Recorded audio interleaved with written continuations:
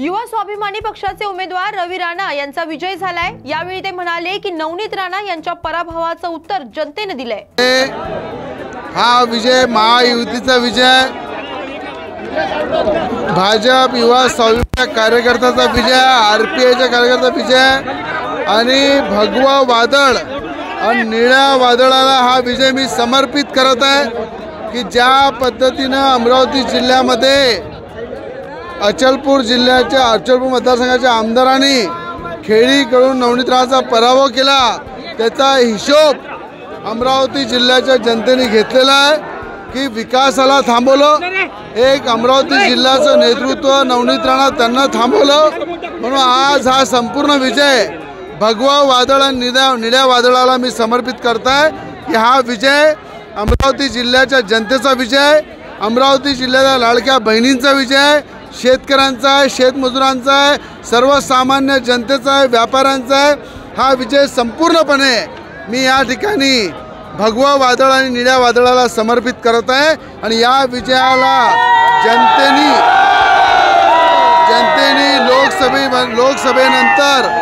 लोकसभेनंतर या नेत्यांनी जे साखळी केली होती नवनीत राणाला पाळण्यासाठी, त्याचं उत्तर आपण पाहिलं। अचलपूर मतदारसंघाचे आमदार बच्चू कडू यांचा 20-25 हजारांनी पराभव होत आहे।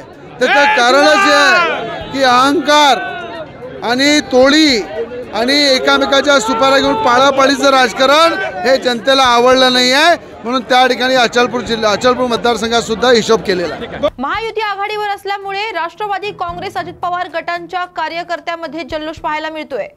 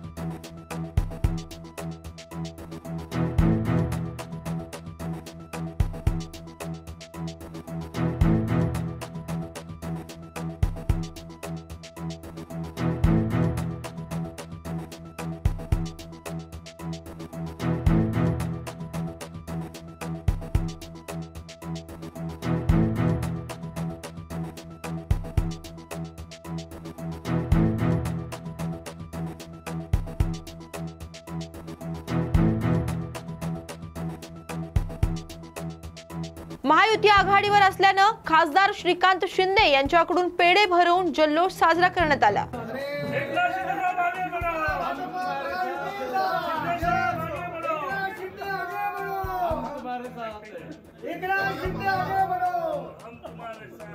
महाराष्ट्र का नेता कैसा हो, एकनाथ शिंदे कैसा हो, शिवसेना भाजपा महायुतीचा जय हो, शिवसेना जिंदाबाद, हिंदुत्व सम्राट शिवसेना प्रमुख माननीय बाळासाहेब ठाकरे यांचा जय हो,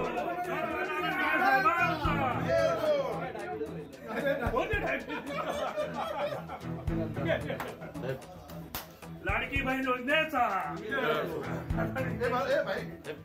नागपूर पश्चिम दक्षिण मधून देवेंद्र फडणवीस यांचा मोठा विजय झालाय। विधानसभेतील सर्वात श्रेष्ठ आमदार आणि 9व्या विधानसभेच्या रिंगणात असलेले भाजपचे नेते कालिदास कोलंबकर वडाळ्यातून विजयी झालेत। जळगाव जिल्ह्यातील जामनेर मतदारसंघातून भाजपचे मंत्री गिरीश महाजन यांचा दणदणीत विजय झालाय।